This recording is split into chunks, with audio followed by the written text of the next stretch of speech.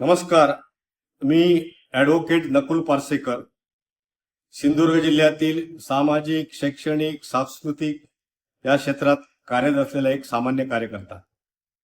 आजची सगळी राजकीय आणि सामाजिक परिस्थिती पाहता सध्याच्या स्थितीत लोकशाहीचा चौथा खांब जो डळमळीत झालेला आहे, तो खांब थोडा उभा राहायला पाहिजे.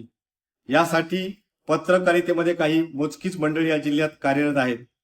त्यापैकी प्रकर्षाने नाव घ्यावं लागेल ते प्राध्यापक रुपेश पाटील, ज्यांनी सत्यार्थ नावाचं चॅनेल सुरू केलं अवघ्या 16 महिन्यापूर्वी.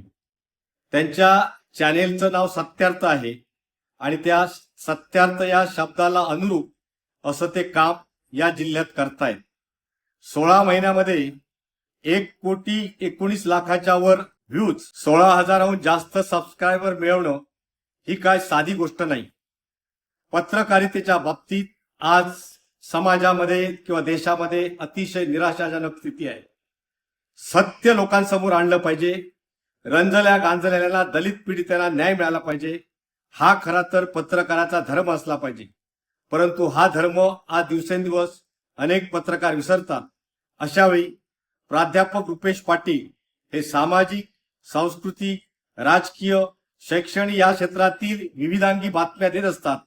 पण त्यातही त्यांची शोध पत्रकारिता मला अनेक विषयामध्ये प्रकर्षाने जाणवते.